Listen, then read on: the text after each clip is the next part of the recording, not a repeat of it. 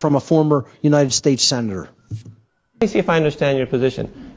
Basically, would you say that it's wrong for the citizens to initiate physical force against other citizens like an armed robber does?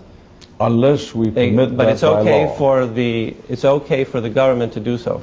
Because the government has been authorized by the people. Okay, but if the government authorized armed robbers to do it, it would be okay?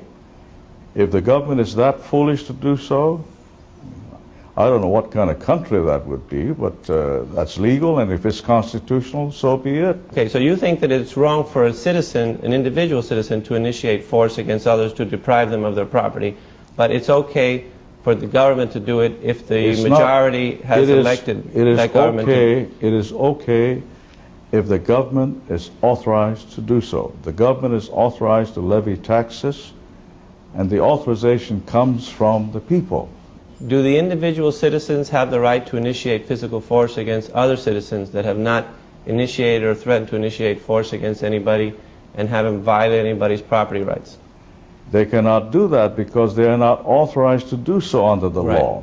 So individual citizens don't have that right. If they don't have the right to initiate physical force against other citizens, could they have properly delegated that right to the government?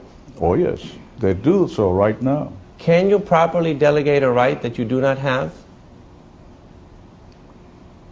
You can give the right to their representatives to make laws that will authorize or make prohibitive certain activities. So you think that you can delegate absolutely. a right that you don't have? You can properly delegate a right that you don't have?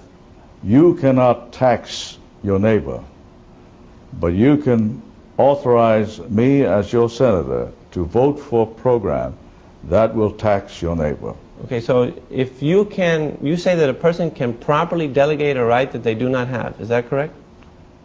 Yes. Okay, well, I don't have the right to use your home in Hawaii, right? But could I delegate that right to some of my friends? No way. Right, so you really can't delegate a right that you don't have. You have to have the right in order to delegate it, We're talking right? about the government here. Right, but you agreed that the individuals do not have But the right. you can authorize the government Right, but did to you take agree? over my residence. Okay, but did you agree that the individuals did not have the right to initiate force against the other individuals? They don't have that right. No. So Although then, some people think they do. then they could not have delegated that right if they didn't have it.